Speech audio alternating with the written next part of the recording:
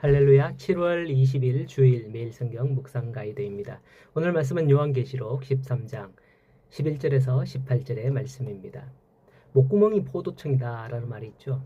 사람이 먹는 것 앞에서는 꼼짝 못한다는 뜻이죠. 먹을 것으로 사람을 통제할 수 있는 것입니다.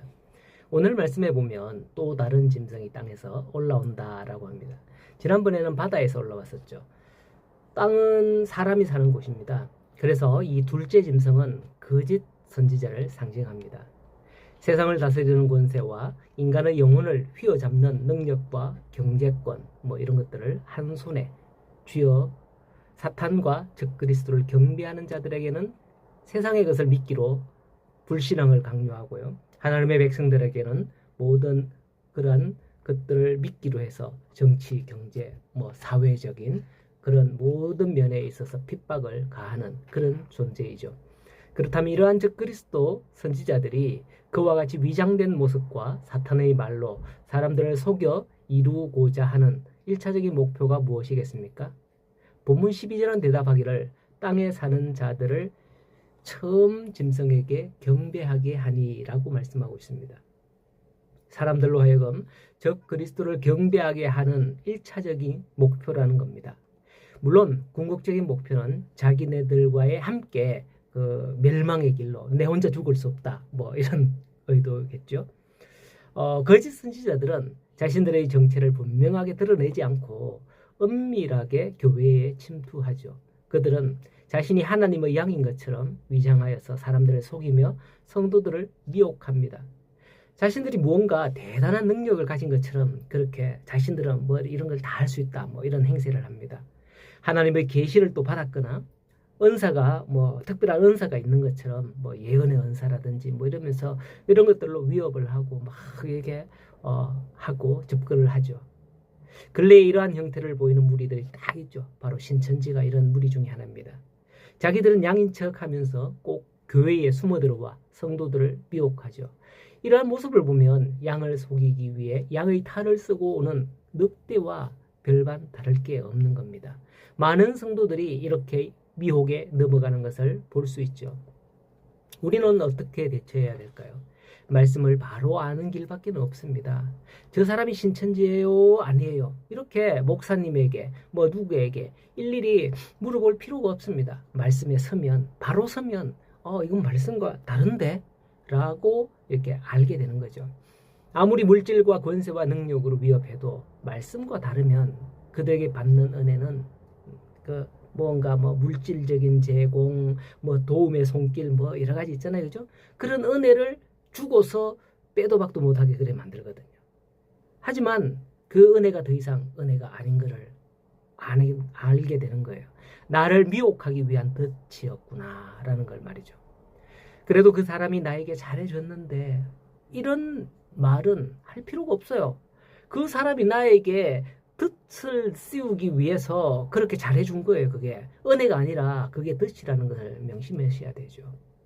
사도 요한은 요한일서 4장에서 이런 말씀을 합니다. 사랑하는 자들아 영을 다 믿지 말고 오직 영들이 하나님께 속하였나 분별하라. 많은 거짓 선지자들이 세상에 나왔습니다. 이렇게 말씀했습니다.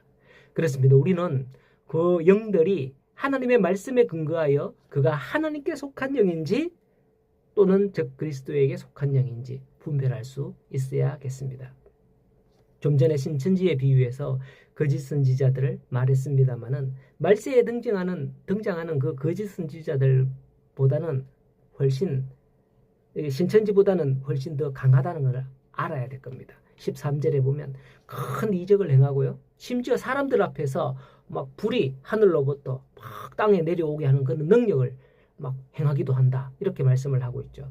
열왕기상 18장에 보면 갈멜산에서 엘리야 선지자가 바알과 아세라 선지자들과 대결하기에 하늘에서 불을 내리는 그가 참신이다라고 그렇게 대결을 했었지 않습니까? 하늘에서 불을 내린다는 것은 그런 의미가 있는 겁니다. 만일 여러분 앞에서 막 손을 얹으면 죽은 사람이 일어나고 하늘에서 막 불이 내리고 번개가 치고 막 기적이 나타나고 이런다면 여러분은 어떻게 생각할까요? 대부분의 사람들은 이 불이 대단한 불이다.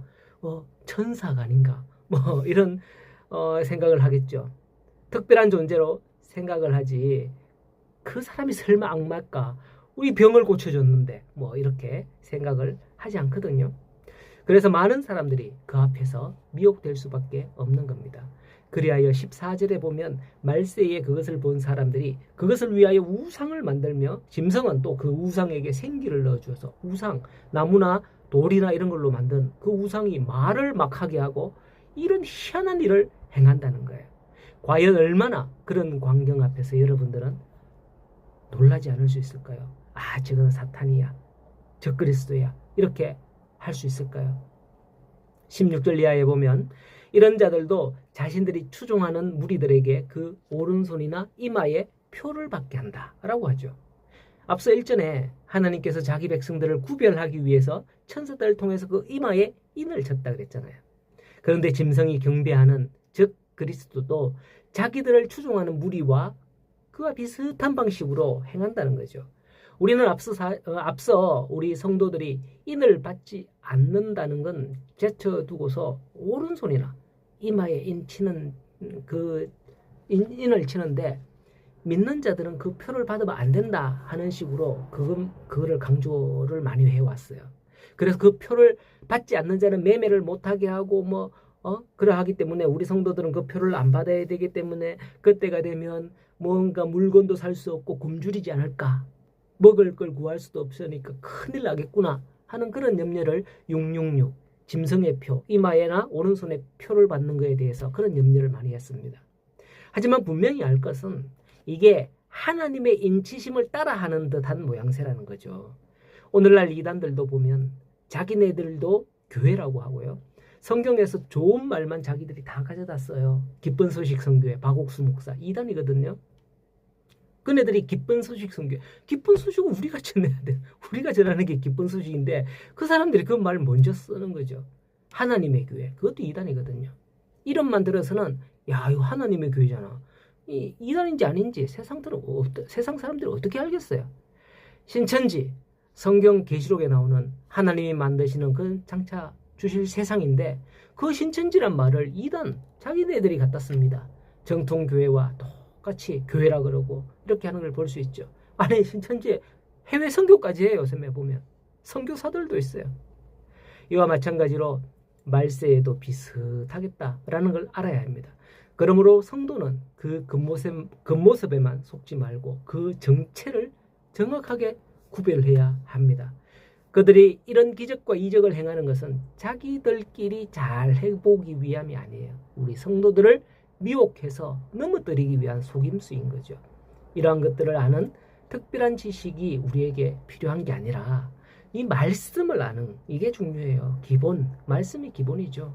시편 말씀에 주의 말씀은 내 발의 등이요 내 길의 빛이니이다 라고 했습니다. 어두운 때에 길을 잃지 않는 우리 성도들이 되어서 이 험악한 세대에 말세를 향하여 나아가는 이러한 시대에 정말 하나님의 은혜 가운데에 세상을 분별하는 그러한 진리의 영을 받는 우리 모든 성도들이 다 될 수 있기를 간절히 소원합니다.